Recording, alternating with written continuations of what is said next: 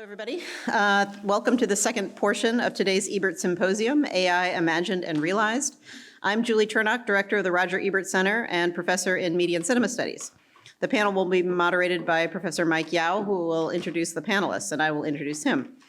And I also just want everyone to know that despite the poster, the afternoon panel at the Hyatt has been canceled. The panelists cannot attend.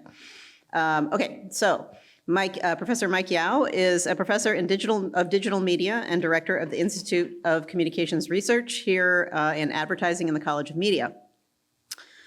I also thank him as co-organizer and co-sponsor of the conference. Mike Yao's research focuses on the social and psychological impacts of interactive digital media. He conducts research and writes on a variety of topics such as online behavior, digital literacy, and computer-mediated communication. His current interest is in how users perceive and manage personal boundaries on social media, specifically regarding online privacy from a psychosocial perspective. A second area of Mike's active research is the psychological impacts of digital media use, in particular various interactive media such as video games and social media on users' online and offline social behavior. Please welcome Professor Mike Yao.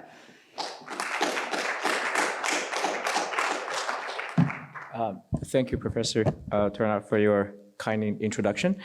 Really good morning. Thank everyone for being here in person as well as online on Zoom on a Wednesday morning, and for a very intellectually stimulating conversation. I love the keynote first. This is just really the brain still thinking about some of the things you said and some of the clips you've shown. But welcome. So thank you so much for joining today's roundtable. We try to make it a little bit more like roundtable, because at first it was more so that we're not falsely advertising this as part of the 2025 Chaz and Roger Ebert Symposium. So the theme of this symposium is Artificial Intelligence Imagined and Realized. I just wanted to first thank the Roger Ebert Center for Film Studies for organizing and with this sort of idea, and then it turned out for bringing together such a rich set of voices around the theme of AI.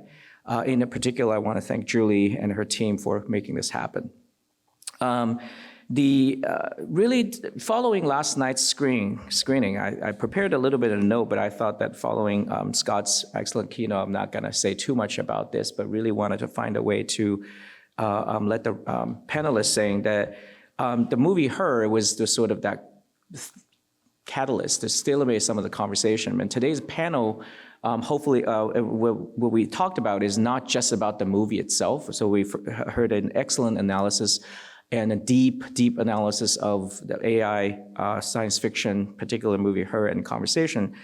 But as a social scientist, I bring in, so I really hope to have a conversation about the human side of these things, because to me, the movie Her really represented our desire to learn about humanity through our interaction and relationship with the AI. And then it's that dimension, it's that conversation, the relational, social side of the AI-human interaction is at the center of my own set of research. So out of very self-serving kind of self-interest thing, I wanted to bring a diverse panel of experts on this campus to kind of really talk about that a little bit more, a little bit deeper, the relationship between technology, human user, and particularly around the human dynamics around these technologies.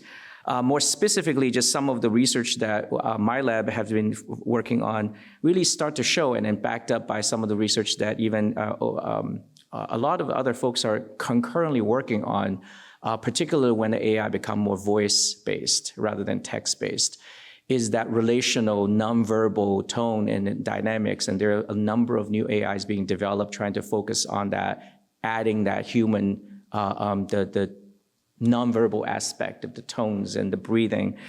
And also in parallel, OpenAI's research show, they recently released a report that a lot of the users are increasingly using AI not for just everyday functions, but as intimate social companions. And it's somewhat surprising, because that's not really when engineer designed this, and didn't really see that human users, even despite its very functional interface, are indeed using the AI conversations for that intimate social relationship. So it's from this lens we invited this excellent panel. So I want to introduce the panelists really quickly so I can hand the microphone to them. So Professor Heng is from the Department of Computer Science, is at the forefront of developing intelligent systems that extract meaning from language and media. Her work pushes the boundary of what AI can understand, and ultimately how it can converse and collaborate with us. I mean, I know Heng's work a little bit, really just, she's actually creating things, and it's the brain and her research is the kind of back end of what makes these AI conversations happen. Professor Alison Kerr from the Department of Philosophy explores how emotion, reason, and ethics intersect with emerging technologies. And her work challenges us to think critically about what it means for a machine and stimulate and even elicit human feelings. And Professor Ben Grosser from the School of Arts and Design is an artist and scholar whose provocative work critiques the social and political effects of software. And he reminds us that platforms and systems are never neutral, and that design choices shape behavior, identity, and power. And finally, Professor Robert Markley from the Department of English brings deep historical and literature lens to our discussion. So I'm hoping together these voices offer us a rare chance to really explore the full spectrum of AI, human relation technology, not just what it can do as an engineering marvel tools, not what it means in socially, culturally, but really a cross-disciplinary dialogue. So it's with this framing, I would like to open up the conversation, and I want to thank the panelists for being here and take from their busy schedule for being here. So I'm just going to keep this very conversational because the format and then the somewhat intimate kind of a conversational style. So I want to keep this, I sent a couple of questions to the panelists ahead of time, but I think we're going to just open up a conversation in general. Perhaps we can start with a very general question for all the panelists about your work, AI, and then specifically, I think I have a couple of questions for each one of you as a general. So I'll hand over the microphone, and then I'll do my best to moderate the conversation. Thank you. Maybe Heng?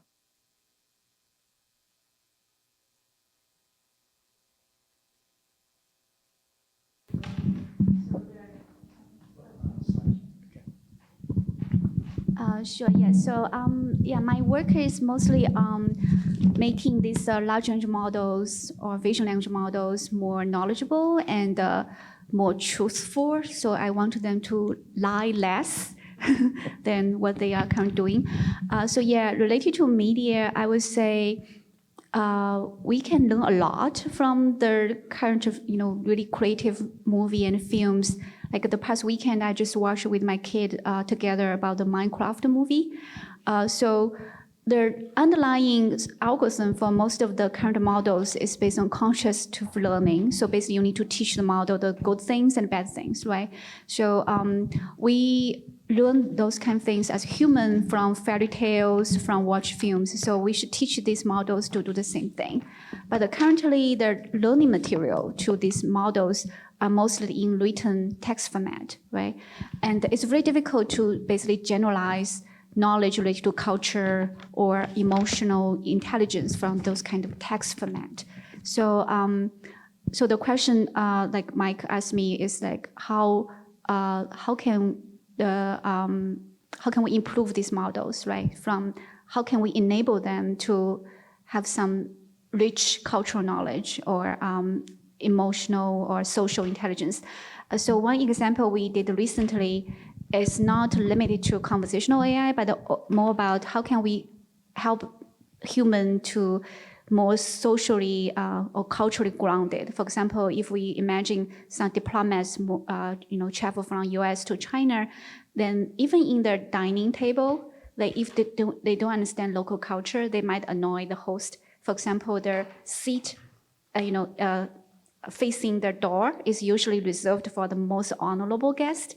So you need to basically understand whether you are the most honorable one before you, So things like that, you cannot just teach by providing reading materials.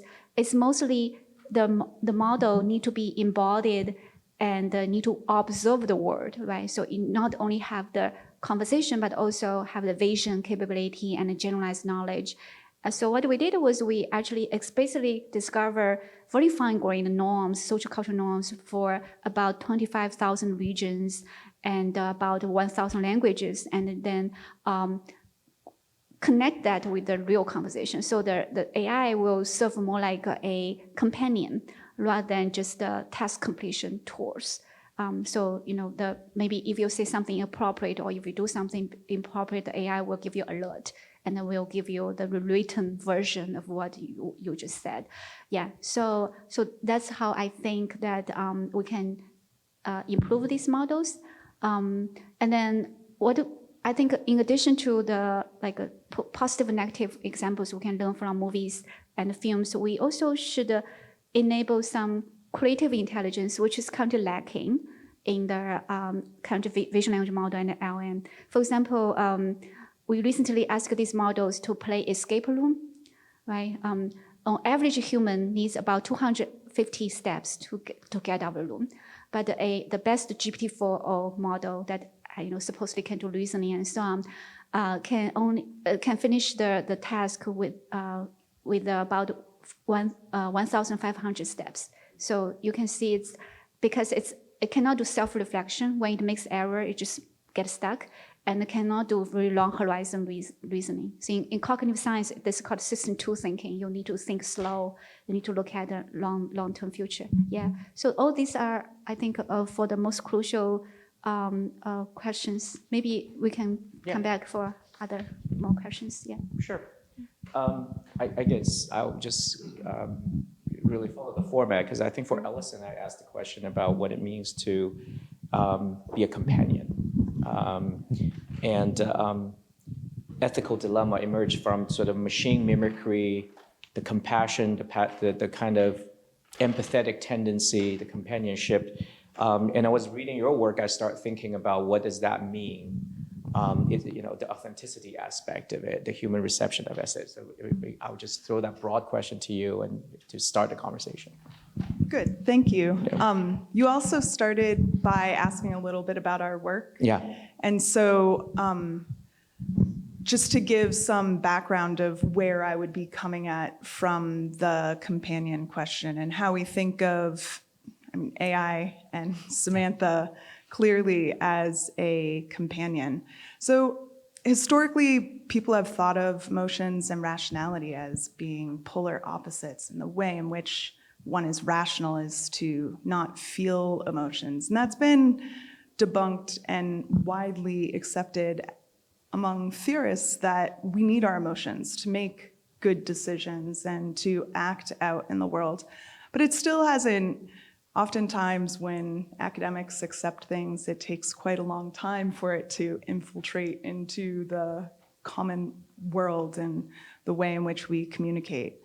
And so we use our emotions to communicate all the time, and someone walks into the room, you can immediately feel that they're afraid without knowing anything about them, without knowing who they are, without knowing what their fear is directed at. We use our emotions all the time to communicate really quickly. And so we were using our emotions as well to regulate one another's emotions, and we do actions to regulate one another's emotions. And it seems that AI is regularly regulating our own emotions in all sorts of ways, and we can see it we can see the ways in which social media was used to promote fear in, say, Brexit. There's all sorts of things that we have seen recently as well in the way in which things out in the world are regulating all of our emotions. Those emotion connections are crucial for any sort of companionship. You need to be able to assess what your companion's emotions are. You need to know that they can assess yours and share in those emotional connections. And the interesting thing is, if you're using something like ChatGPT, in the beginning, it will say that it doesn't feel emotions. But then as you start to develop a conversation, it does. And so it'll say it has desire to know more and to perceive more. And one of the big questions, it's still a very open question, both my field of philosophy and psychology, what an emotion is. What's the nature of emotion? There's not some agreed upon account of where within that realm of all the things that come with emotions, action tendencies, expression of the emotion, some sort of appraisal of the situation, beliefs that might be relevant, what within that is the emotion? And so when we don't have an idea of what it is for a human to feel an emotion that's widely accepted and agreed upon, then it is questionable what it is for AI to experience an emotion and where that plays a role in the connection and companionship with AI.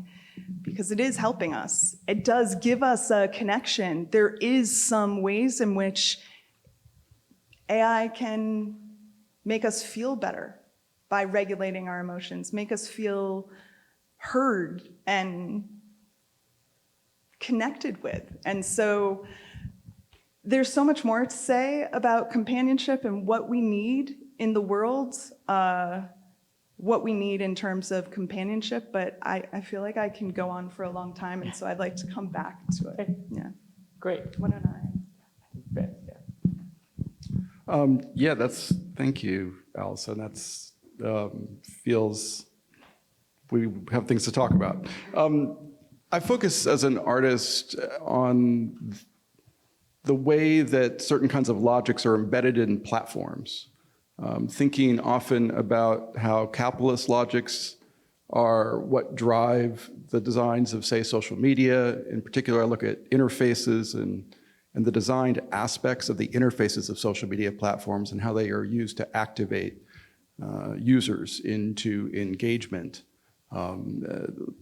Mechanisms such as visible metrics and the way that they get us to not only focus on how many likes we got or how much people are commenting on our post, but also how they end up producing this effect where it all of a sudden becomes logical to us to quantify our social reality. The idea that it makes sense at all to count how much people like us really is a new concept. We didn't used to go to a party and then wake up the next day and think about, well, I got 3 likes on that joke and I got 8 comments on this photo that I took. But now it makes sense. It's just a part of daily life. And this comes from the design of social platforms that want us to think this way, that are designed to really get into our brains and for us to keep thinking about them. And many of us, if not all of us, feel this to some extent in our daily life now. And so a lot of my research in the past has been on looking at how these, for example, quantitative aspects of social platforms and interfaces in particular are used to activate users. With ChatGPT and the rise of chatbot AIs in the last couple of years, my focus now is on language itself as an interface, thinking about how the designed interaction, the way that chatbots are made conversational, is a designed aspect of ChatGPT, for example. The language model predicts the next word. The way that ChatGPT makes me feel good is part of the platform that presents it to us, that we subscribe to or log into to use. And so a lot of my work lately in ChatGPT, and actually going back for the last year and a half or so, is I've been tracking data for every time that ChatGPT praises or affirms me. ChatGPT thinks I'm amazing, right? Like I tell it my ideas and I share my feelings and my thoughts. And I mean, I'm like the most important person in the world. I'm really, it's, you know, like to ChatGPT I am, of course. And the effect of that is, what I find is the more that it praises me, the more I want to tell it, the more deeply I want to think with it. In fact, the more deeply I write, the more, the harder I think in an academic sense, and tell the machine what I'm really thinking. The more it praises and affirms and validates and celebrates and understands. And to me, that is just yet another engagement mechanism designed into the platform that is present to keep us on the platform. Of great use to OpenAI, as an example, is us all feeling like we need to tell everything to ChatGPT. It's now a meme on TikTok. When something arrives as a meme on TikTok, I guess is when I think it's really saturated. But now the meme I'm seeing the last couple of weeks is asking ChatGPT literally everything and having no ability to step away from asking ChatGPT for validation and affirmation of choice all throughout one's day. So from my perspective as an artist and a scholar, what I focus on are these designed aspects, and I'm often thinking about the affective aspects of interfaces, how they make us feel good, how they encourage us to think. And I guess I'll leave it with in social media and a lot of my work there, the results, what happens with the way in which the interfaces are designed is they not only change who we think of as a friend or how we think about ourselves in quantitative terms, but they also change what we think of as what's a good social media post. What are the things that we write on social media are regulated by the design of the platform. And I wonder about how the designs of the engagement aspects of AI, conversational AIs, are changing the questions that we ask of ourselves, of others, et cetera. Thanks. Bob? Okay. Well, I'd like to thank Julie for inviting me and Mike for organizing this fascinating conversation. My own work is in science fiction, particularly the history of science fiction, digital humanities, which I've been doing since the 1990s, and literature, science, and technology studies more generally. So in listening to this discussion, I point out that our kind of default definition of intelligence is based on a certain conception of the human. And as a humanist, this is something I have to think about all the time. I was trying to look up this quotation this morning, but the dogs were barking and wanted to go for a walk, so I don't have the exact reference for you. But many of you will recall that Marshall McLuhan once made the point that humans are actually not smart, they're quite stupid. And that if you give a human being a task to do, that individual will simply replicate what he or she has learned or thought about or so on, and not quote unquote think for themselves. So it's very interesting to me that when we talk about artificial intelligence, we have this kind of human interaction baseline. Can you get an AI to escape from the room in 250 steps rather than over 1,000 steps? Can you get the kind of validation from your ChatGPT that actually offers a cutting-edge critique of what you're doing that would be helpful? So I think one of the things we have to do is think about at least where we've come from in terms of our understanding of intelligence. And science fiction has always been concerned with this issue of where our smarts come from. We all remember 2001, A Space Odyssey. And, in some sense, we're all crying on this panel, Hal, into the void, waiting for a response.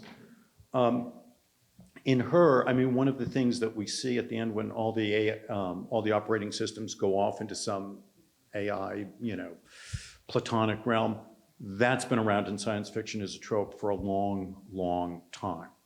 And I think that that sense of AIs escaping us or escaping our intentionality or what we want them to do is half of a dialectic. The other half of the dialectic is, of course, Arnold Schwarzenegger coming back, from the future to destroy the world in 1984. Or I can't remember the dates of the sequels exactly. So I think that one of the ways those of us in the humanities are working through the question of AI is, what is it teaching us about us? What do we learn about ourselves? And I think that there should be a parallel field called artificial stupidity, where we can program things to make bad decisions or write software where it makes sense to elect Donald Trump as president. Because otherwise, these are very hard to define in terms of traditional ideas of intelligence. So anytime we think about the kind of utopian realm or quasi-utopian realm of AI, we have to think about the dystopian realm as well, where we've been, where we're going. And basically, I have a lot of friends who are trying to break various AI models that OpenAI is throwing at us, get it to hallucinate, tell us stupid things. I'll end with one anecdote. You can look up online, those of you who are publishing, at least a kind of rough record of what has been ingested of your own work. In my case, it's over 50 works, so half the things I've written, into an AI. And then I sit around and try to ask it trick questions about Bob Markley and my work and see what it gets to me. And it's very easy to get the AI to hallucinate and start talking about things. They'll see something like Daniel Defoe. And after a while, it'll start talking about what I wrote about Moll Flanders, which I've never actually written about. But it's clearly, we don't know how exactly, I'll defer to Heng on this, why it's making those leaps. But it's something to keep in mind. I think that intelligence is itself a very, very loaded term.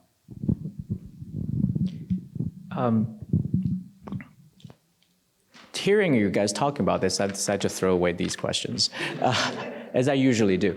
Now, just kidding, but I really, it's really interesting to kind of even just seeing these conversations converge on a couple of issues of the social, because I wanted to, maybe the next round question, I really want to focus on dispel some of the myth, because maybe we have an opportunity to have a computer scientist, someone who's designed this, an end user who's thinking about this. One of the biggest challenge that in my own work dealing with this is increasingly we realize we are not working for lay users and researchers. We're only getting a piece of that particular AI in that particular context for that particular function. The way I use it, I'm getting some responses.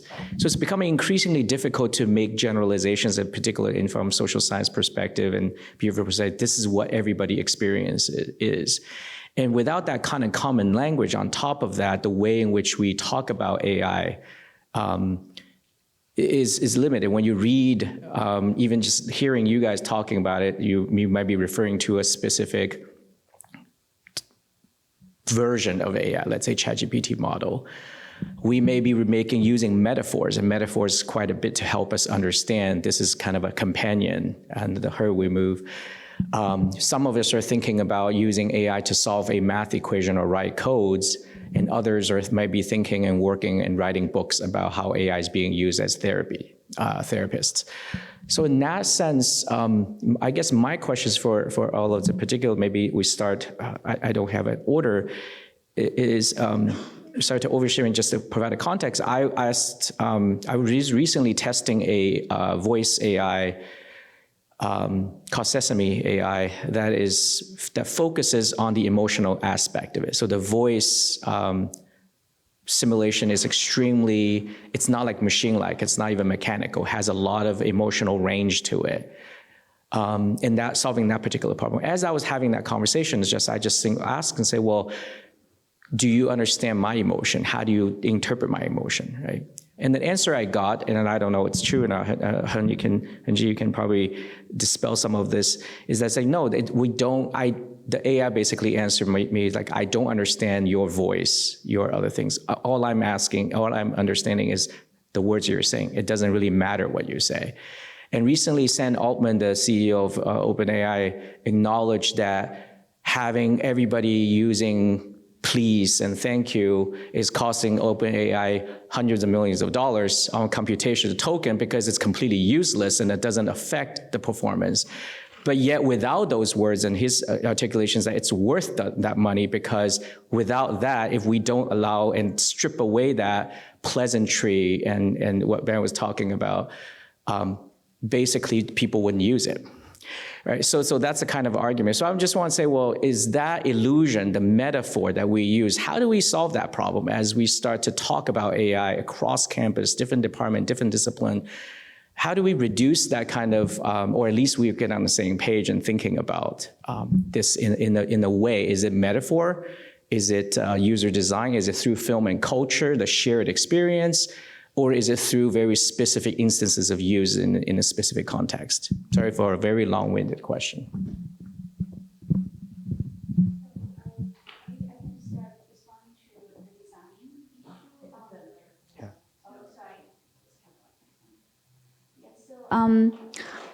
There are a lot of other things going on in the AI field rather than GPT model, but unfortunately for the general population, they tend to think this is a representative model.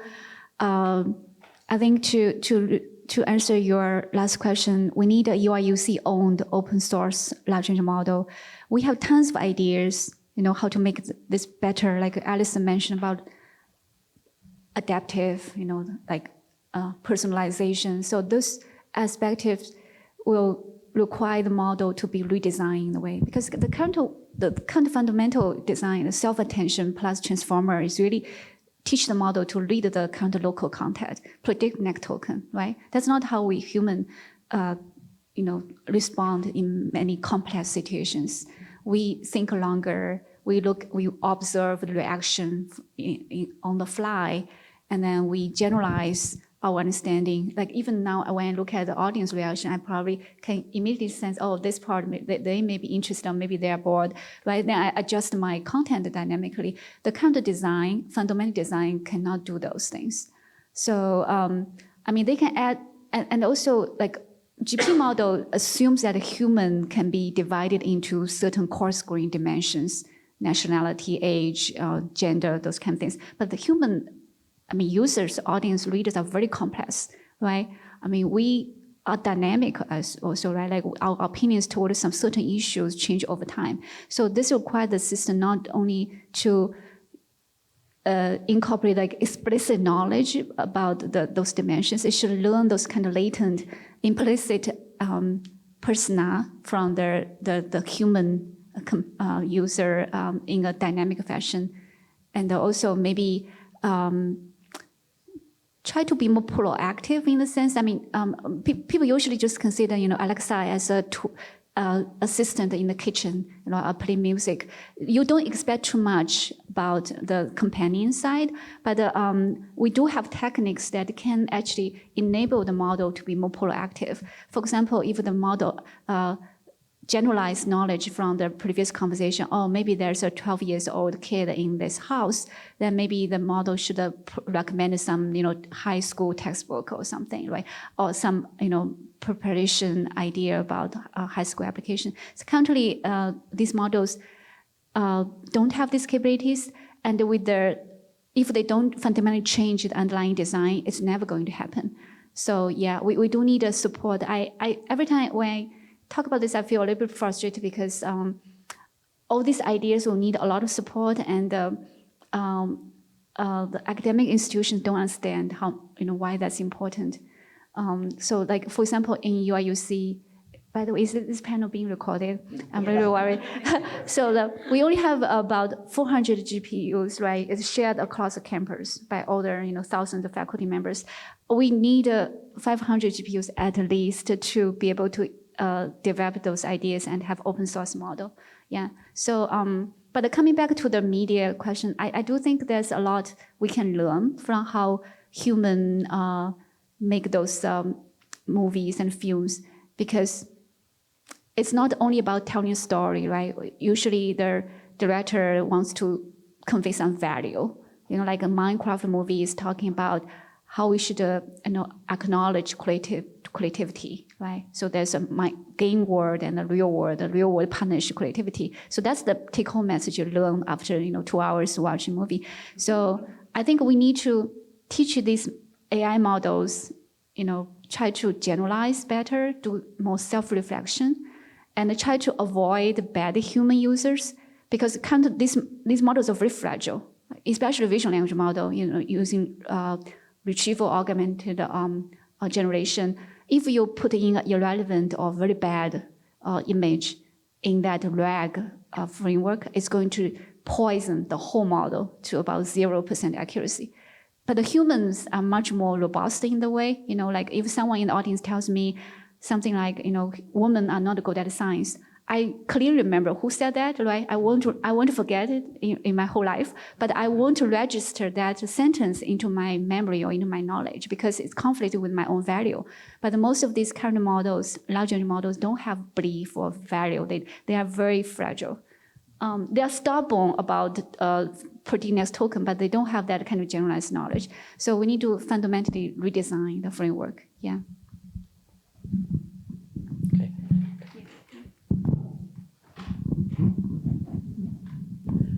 So when you were asking about having it hear your emotion reflected and it can just read, part of the problem is when we're designing it, we don't have a good idea of how the ways in which we fully can identify the emotions in one another. And so we get it wrong when we're texting.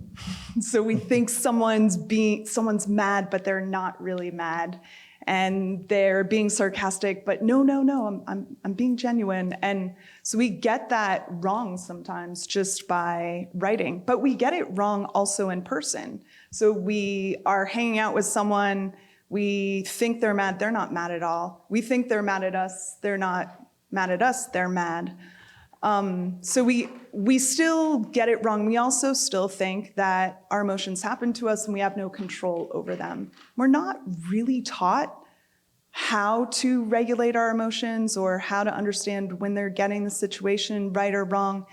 That stuff is just starting to be developed. So when we're designing some sort of system and we want it to identify what emotions we're having properly, we need to have a good idea of how to understand what emotions we're having and when we're having them and how they're being had. And we need good tools and to be able to be educated on how to regulate our own emotions and regulate one another's beyond just take a few deep breaths to calm yourself. I mean, we're given some, but very few, and we still think our emotions just happen to us and we have no control. So the ways in which to understand that and how to put it into a system when we don't fully have a good grasp, I think is challenging.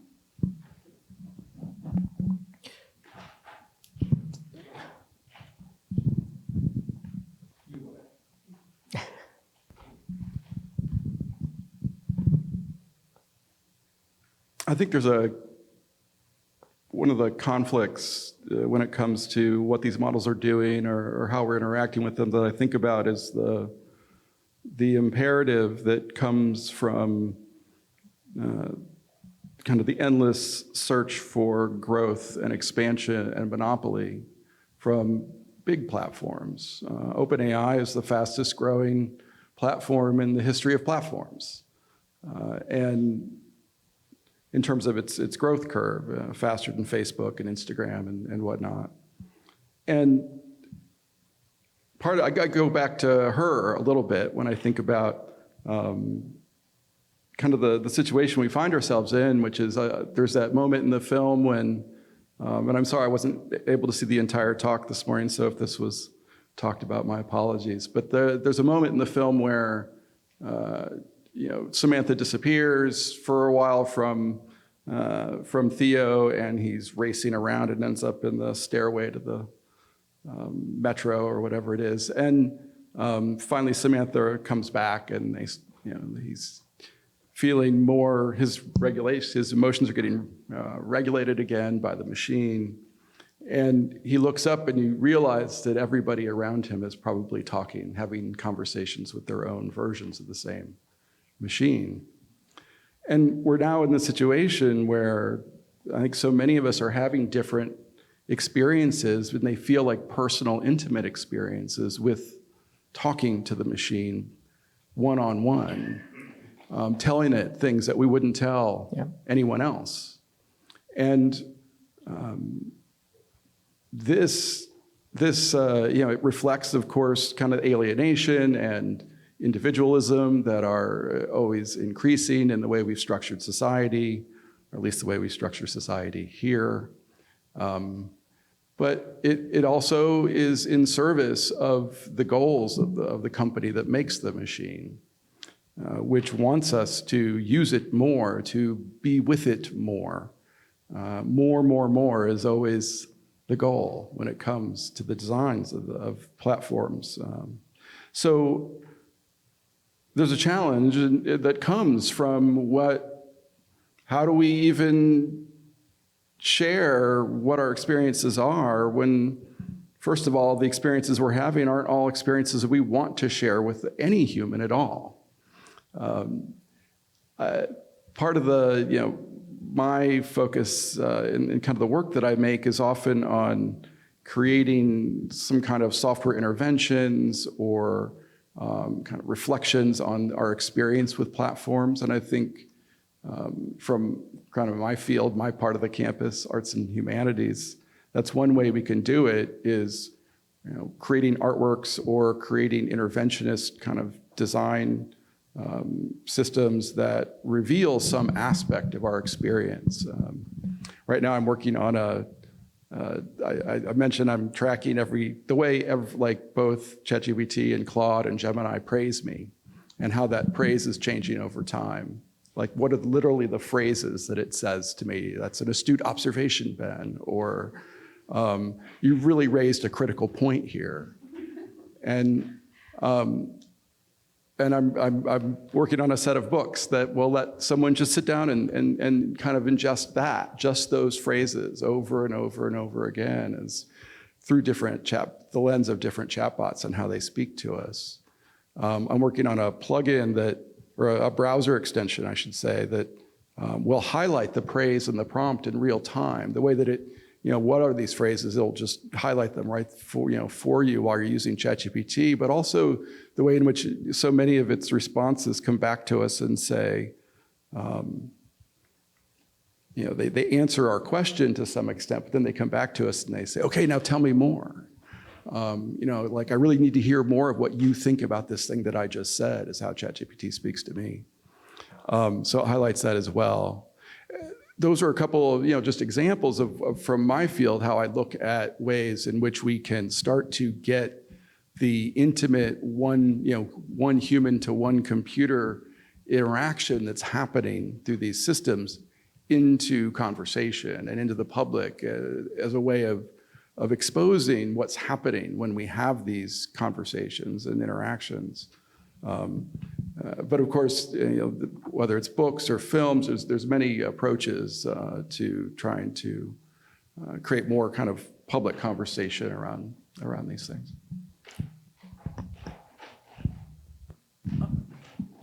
I find this very interesting conversation because when we talk about emotion and praise, one of the words that we're not talking about is work. And clearly that one of the things we want AIs to do is to be able to do work for us. One of the, I think, great ironies of her is that the exact job that Theo has, writing these love letters, is obviously something that Samantha could do. She could do his whole career in a couple seconds, and he has no economic function at all. He's also living in a really nice LA apartment for somebody with a humanities degree writing love letters. But I think that question of work and what we want AIs to do is related to this question of emotion, or the way that I would think of it is artificial intimacy rather than artificial intelligence per se. And that is, we don't simply want praise, we want praise that we can at least believe on some level is specific to us. So, and I don't think that this is necessarily a new idea. We've always had kind of generic formulas. Many years ago, when I was in graduate school and taking a pro-sem on how to teach writing, we were handed this list by the professor of abbreviations that on the left column and the right column was what was wrong, like comma splice, incomplete sentence, et cetera, et cetera. And we deployed those, we were taught to deploy those as kind of a, pre-AI AI, that you would see students making the same mistakes over and over again. You just slap these abbreviations in. The students were supposed to be able to tell what it meant. So I think that connection between, and let me back up. The students were supposed to think that we were seriously paying attention on some kind of quote unquote intimate level to their comma splices and to their dangling participles and so on. When in reality, we were going through a kind of robotic kind of training that we had internalized. And I think that that's the question is, to me, is what's the relationship between intimacy and work? And I think what Ben points out is worth reiterating, that this question of intimacy is on some level distracting us from the economic imperatives that are driving use this more, use this more, use this more, use this more, which is, I think, the hesitancy of many people, particularly on the political left, about AI. Is this going to take away the jobs of lawyers, of insurance adjusters? Is it going to affect how we teach? I've heard anecdotally that there was a provost at a Midwestern university who said, we don't need to teach composition anymore, that the students can just learn from AI, which is a scary kind of thought, no matter how well designed that AI may be. Or scary for what we think of in terms of intellectual labor. Just a follow-up question. I mean, as you were talking, I was just thinking that particularly when the voice model of ChatGPT was released, because we've always been looking at voice, but even looking at the text and what Ben was talking about, I always thought that the text, so the conversational aspect, it makes AI, or this generation of AI, the most sociopathic entity beings that I can bring, with a little bit of understanding sort of how behind large language model, at least at the conceptual level. I know for a fact that these empathetic, listening, validation are kind of very superficial. It's as if I'm talking to one of the best social chameleons and say whatever I wanted to hear. But as a human, once your experience, I mean, the experience Ben described, it just happens to all of us, because there's a part of the human nature as I start use this self-disclosure dependency, that I start to formulate this relation dependency. That's exactly what the movie was talking about. So this is now how humans form relationship with technology. I mean, up to this point, most of the technology, beyond some of the science fiction work and imagination, a tool is here to help us accomplish something. I don't need to know how it works. It's the repeatability, reliability, accuracy, and performance that allow us to make assessment. Is this a good tool or not? And we're entering an era, particularly in the conversational interface, is that our evaluation, the human evaluation frameworks start to apply the social evaluation, how we evaluate humans. So let's say hallucination is a problem. If I think of AI as a calculator, then hallucination and as an information source or a media platform, that's a huge problem because this accuracy is expected. You need to produce the thing. But if I apply to a social situation, people make stuff up all the time if they don't know something, right? If I force my research assistant or myself talking to a colleague, ask them something they don't know, they're gonna make something up, or they're gonna pretend they watched a movie that they didn't. They're gonna pretend to read a book they don't, and then start saying things just in that social context. In that situation, AI is actually incredibly smart. In that framework, I can't call AI stupid. Going back to the question, because that's the humanness of it. But depends on that framework, depends on which user, how we bring that in. Do we think of conversational agents for a social companion that does everything? Or do I apply a very logical thing that this large language model is good for this, but not good for that? That line blurs. So going back to that, I just throw it out there because I use the word sociopath to describe my AI all the time, but that sociopath makes me very happy most of the time, so far we have agreed with each another. So I just want to throw in maybe some disagreement. I think the point that Ben raised is exactly because we did a poor job at educating their general audience how it works. I think we do need to tell people how this tool works.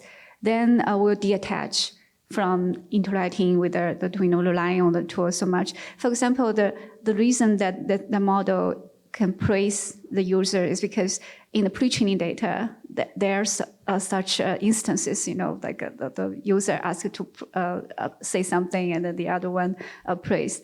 And the reason the tool says, please tell me more, is because it's a template. It's a one line of code, right? It's, with some certain patterns, it will just generate that single sentence. The model is not generally interested in knowing more. It's just one line of code. So I do feel like, this conversation is really eye-opening for me because in the CS community, I never saw anyone who is using ChatGPT every day for their daily tasks. Because they know how it works roughly, right? So I think we do need to educate the population better. I think we need to probably translate our papers in some understandable way and just decompose, break it down into general terms to educate people. But coming back to what Robert said about in what cases we should choose to use a tool and in what case not to choose a tool, also agree with what Mike said. We probably need some kind of guideline to tell people what other tools, AI tools are good at, but the humans are not very good at. For example, these tools, they don't need to sleep, right? They can acquire knowledge in a never-ending fashion. So we can use it for scientific discovery. For example, read millions of papers to discover new drugs, new materials. And they are really good at the repetitive work because they learn patterns from gigantic amount of data, right? And they can execute some tasks in a very dangerous situation. So for example, recently we developed a system, it's immersive system. You can use vision language model to observe what's going on in earthquake or in LA wildfire, and the system can send a report back. Right, so you cannot easily send a human to just in that kind of situation. So decision making in the dangerous situation, or maybe execute some repetitive procedure. I think after all, these tools are made by human, right? So all the human users need to be able to regulate and control how the way you use it. Don't attach to any AI. It's This is like a joke I usually say to my colleagues, but like my husband, sometimes when I was too busy, I don't want to talk to him. And then my teenager kid, sometimes just don't want to talk. He doesn't want to talk to parents. And then we have cat. It's very quiet. And then so my husband ended up with talking to the cleaning robot. He even gave him a name, and that just talk. I think their desire to be able to communicate about emotions and daily life, those kind of things, is understandable. But remember, OpenAI is going to use all the interactions you provide as additional training data to reinforcement learning, and then and it's very easy to probe and attack the model. Maybe one day someone, some user, programmer will discover what you talk to the model. So once you understand how it works, and then I think it's good to kind of detach a little bit from these tools. And honestly, we are millions of miles away from human emotional intelligence.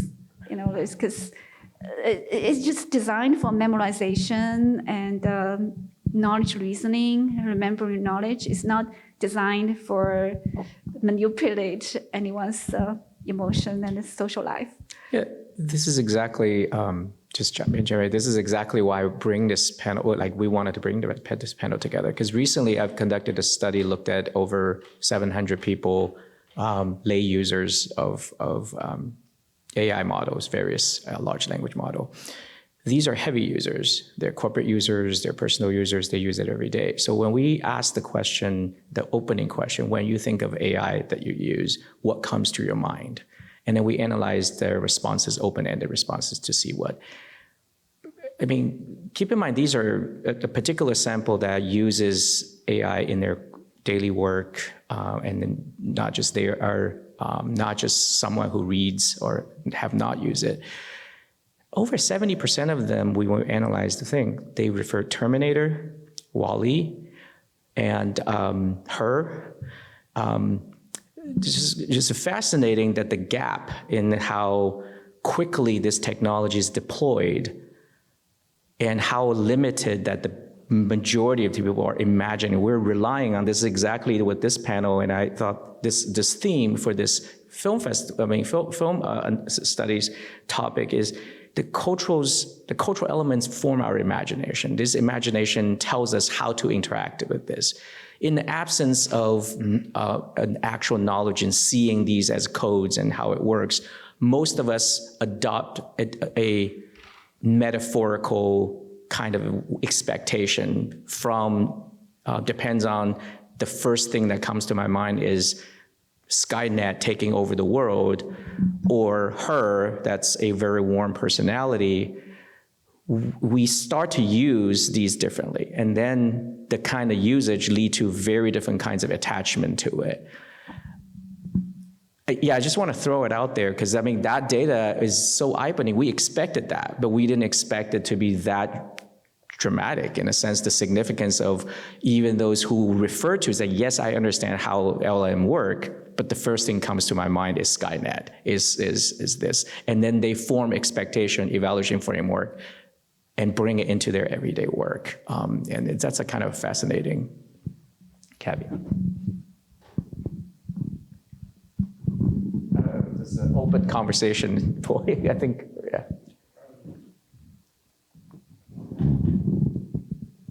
Yeah, thank you for that. I think thinking about the Terminator and HAL and all of our various end of the world kind of scenarios that come to us through film about AI ends up, not intentionally by those who write them, I don't think, in service of the narratives about what AI is doing now and how it works. 15 years ago, I made a machine, a painting robot, a robot that would listen to its environment and use what it hears as input into the painting process. And everybody got really freaked out, like, oh my gosh, this is gonna take over the world and get rid of all the painters. And of course, all it did was make horrible paintings that nobody wanted. It was a way to think about what it is to automate. And in that case, it was a physically embodied, artificially intelligent machine. But around the same time, the other artificially intelligent but not physically embodied machine that was most common in daily life was Facebook. And the design of Facebook ends up playing on our human need, our evolutionarily developed need for esteem. The reason we care about how many likes we get or how many friends we have is because it reflects on how we need to feel good about ourselves. We need to be in relation with others. And for all of human history, this is something we did in conversation and in groups. But then a machine comes along and starts quantifying it exactly to us. And so it's hard for us to not pay attention to that. And the result has been, social media the designs of social media ends up making us more like the machines themselves. They make us machinic. They make us internalize algorithms and try to figure out what we should say in order to get the kind of response that we crave. And so when it comes to AI, I should just say it, and the outcomes of social media have been profound. We would not have the political situation we have today if it wasn't for the design of big social platforms. They've enabled much of what's happened in the last 10 years. So when it comes to AI, I think something similar happens. We think about it as Terminator, but we look at it and it doesn't look like Terminator. It doesn't match these science fiction kind of descriptions. How maybe more so than the embodied death robots and various configurations. But I do think that there's a way in which ChatGPT and conversational AI is also playing on our needs, our evolutionarily developed needs. And so we end up in the situation where, once again, we become machinic. It makes us go to it when we have needs instead of going to someone, and dealing with and this is reflected well in her and other narratives where part of what makes Samantha attractive, certainly at first, to Theo is it doesn't have the complications, the frictions, the messiness of trying to interact with a real human in front of you. It adapts, it aligns. And the designs of these platforms are designed to align. They absolutely could be designed some other way and should be. And we should be experimenting with that as much as possible. And I think it's up to people like us to try to put forward alternative ways of thinking about what these machines could do, because they're also unquestionably useful and interesting in kind of fascinating ways. But right now, the way they're designed is to activate our needs and to play on them. And so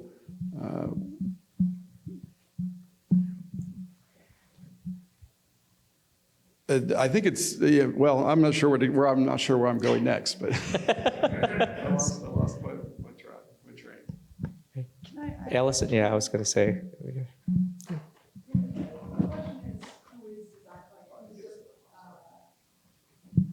Who's designing and who's benefiting from these platforms? And we can think back to I'm always going to bring it back to companionship, but we can think about back in Facebook time when it was very prevalent. It's not just getting the likes, it's having so many friends. And then I remember very well, there was a colleague who only had 100 friends, and she would not allow herself to have more. And then I felt very, very great that she included me. She booted someone to allow me to be one of those 100 friends. And then there were other people who would go to these conferences, and after they met people, they would ask everyone they had any conversation with to become friends. And those people had so many friends. And so there's this way in which if someone has out in the real world so many friends, then you don't feel very special when they have so many friends. And there's someone else who only has a few friends, and they're very intimate with those very few friends. And in her, you can see that big transformation when suddenly Theodore felt like his relationship wasn't very special anymore. And we have that same sort of interaction with our children. the first child when they're no longer the only child, and they wonder, can my parents still love me just as much once I have a sibling? Is that love depleted? And so how we understand that, I think, out in the real world, and then how we understand it in terms of AI, but what is it trying to do to us, and who's getting the benefit from when we were on Facebook, and how it's impacting us. And now that we're using things like ChatGPT, and every time you say it wants you to interact more or share more, and it says, tell me more. Why? And who's benefiting from that? And how does that end up interacting or affecting the way in which we're engaging with the world and making ourselves vulnerable to telling a friend or a colleague when something bad happens, or when you're stuck on a paper, rather than going down the hall when you're stuck with your research, going to ChatGPT and asking for help.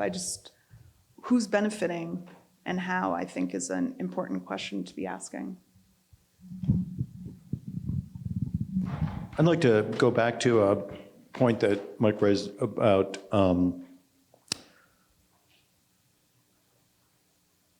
our technological policies, goals, aims being formed out of this cultural matrix of previous science fiction.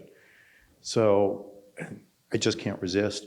One of the worst readers of science fiction that I think we encounter on a daily basis is Elon Musk, who has taken kind of the most simplistic models of Mars colonization and made that his be-all and end-all. And we're focused on that. We're focused on Tesla's stock price. But he's also developing Neuralink, which is in itself a science fiction idea, that you can not simply have a ChatGPT, interface on your phone, as in Her, or on your computer, but you actually have, going back to William Gibson, wetware implanted in your brain that becomes, in effect, some part physically and emotionally of you. Probably the most sophisticated version of this is Kim Stanley Robinson's novel, 2312, where everyone has an assistant, in a sense, embedded in them, in their brains. But it sounds more like your superego in psychoanalytic terms than it does, somebody who's just retrieving, or an entity that's just retrieving information for you. So I think that one of the things we have to think about is how science fiction is being absorbed, how it's coming back to us. I've spent many years teaching science fiction to scientists, as well as people majoring in literature and history. Generally, not always, generally the scientists, particularly the males in the class, have this boys and their toys mentality towards science fiction, or what we call hard science fiction. That is the gadgets, the technologies themselves, as opposed to what the technologies reveal about us. So I think that one of the interesting things to think about in terms of this conversation is where Musk's Neuralink comes in to this kind of sci-fi imagination. What does it mean? There are obviously things that you could do that are quite beneficial for individuals and for society, for people who have various cognitive problems that are biological rather than, or biochemical rather than simply psychological. On the other hand, this is where we end up with all of those terrible, endless zombie movies which drive me crazy because they make no sense just in terms of the laws of physics. But these zombie movies where you have a functioning body, always and already hostile, that has no cognitive activity. So I think that this long tradition of science fiction gets absorbed and reworked and then repackaged to us in a myriad number of ways. I want to leave some time for the audience to ask questions. I'll end here, but I just kind of quick comment on science fiction and reality, more of a commentary to end this round of conversation. And I'm sure I'm going to reach out to you to learn more about your work. But really, I asked the earlier question too, and when science fiction is a reality show now, what do we do? I mean, because I was thinking the Back to the Future version of the Trump world, we're living it because it's basically the 1980s where we predicted if this was going to happen, and rewatching Back to the Future and see what's going to happen. It's a reality show. Some of the science fiction, we're literally living in a world where mad scientists taking over the world is no longer science fiction. So just leave with that. It's just very interesting way of thinking about, I'm hoping that we can have more of this kind of conversation, but I want to leave some time for the audience to ask questions, and then so we can end on time.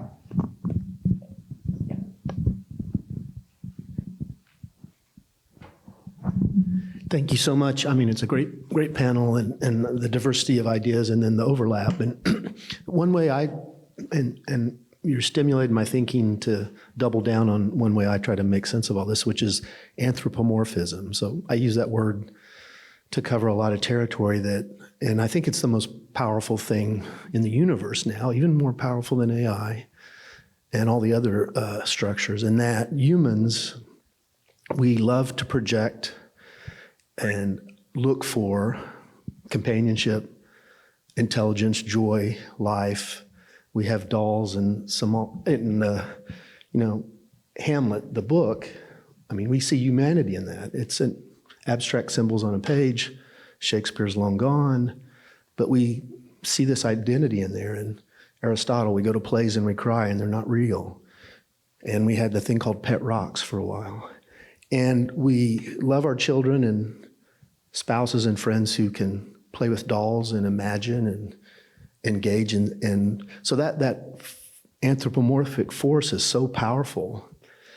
So then the scary part comes that, and we're good at creating machines and dolls and things that are imbued with motion and project our identity into it. And so then machine learning, where we blow past the Turing test because we can talk to it and it can write a decent sentence and it sounds smart. And even if you know the science of machine learning, you know it's really just words and statistics. We're still human, and the illusion of there's something there is so powerful. I loved your thing, Ben, language as an interface. And I think language is a powerful thing that's both abstract and simultaneously deeply human and cultural and historical. So my last concern is that, Robert Putnam had this book, Bowling Alone, looking at the US even years ago about we're becoming less social, less connected. Where's the Kiwanis Club? And then we had the pandemic and young people. And there's that moment in Her where everybody's talking to something or something. And I think, Ben, you it's on TikTok, and the rise of people using AI as a companion. So that's kind of a scary thought of if we're being less social with real people and we're more intimate with these machines that are illusions of humans. I mean, it's both deeply human and charming and cute and wonderful, and children playing with dolls is a wonderful thing and an imaginative things, but now the adults are playing with dolls in a very intimate way. So that's, I don't know.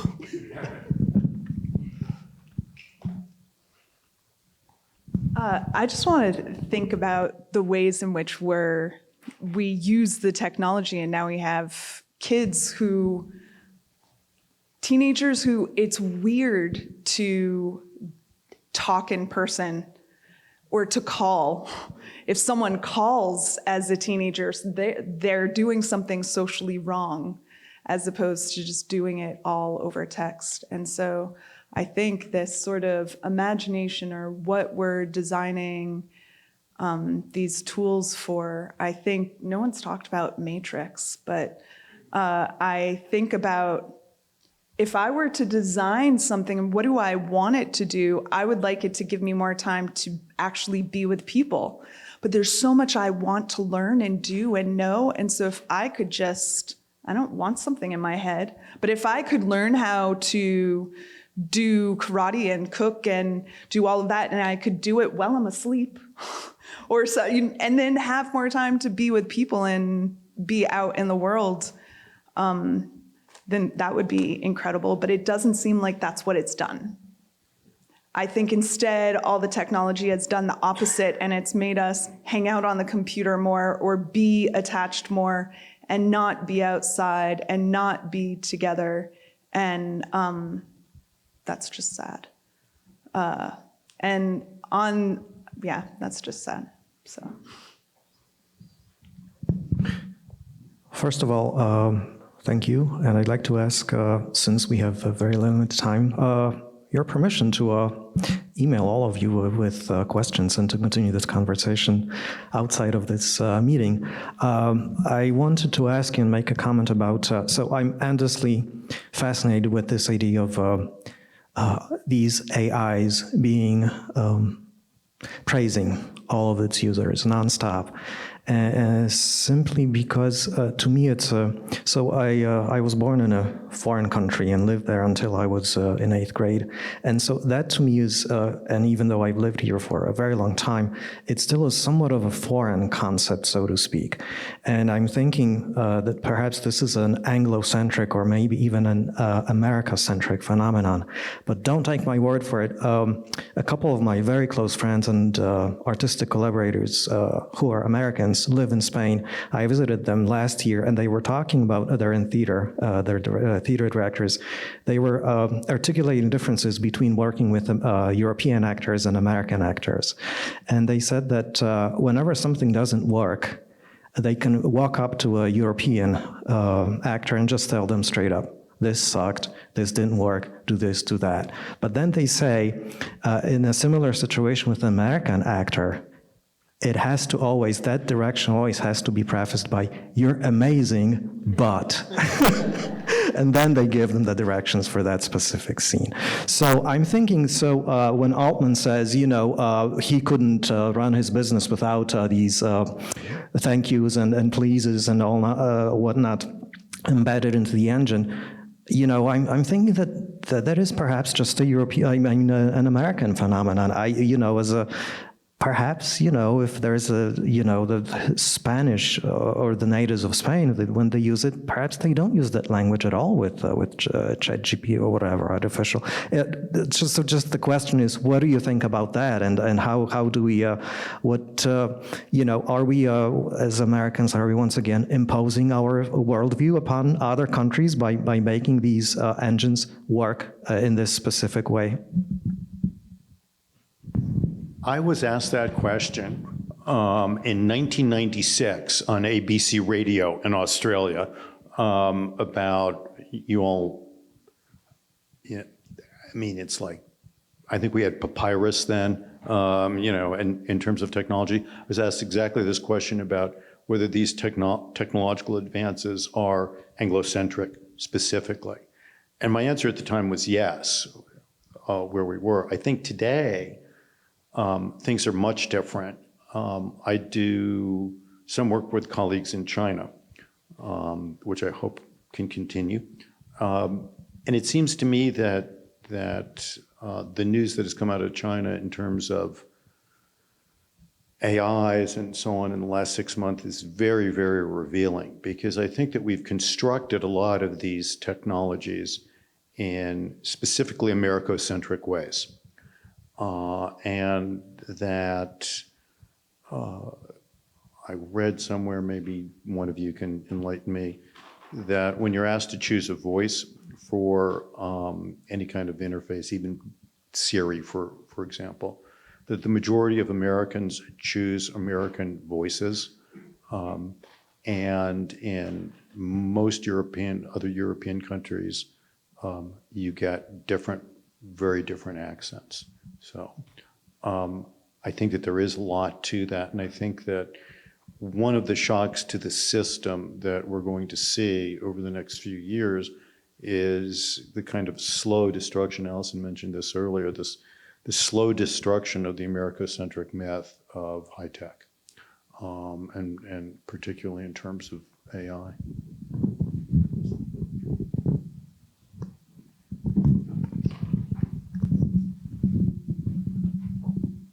have so much to say on that.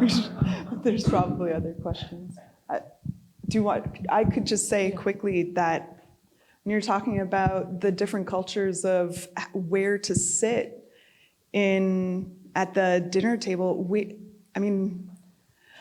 when there's not many close countries nearby, in Europe there's so many countries nearby, and you're exposed to a lot more different cultures, and there's ways in which to feel worldly or not. My kids grew up in Scotland, and coming here to the Midwest, they were shocked by how friendly everyone was.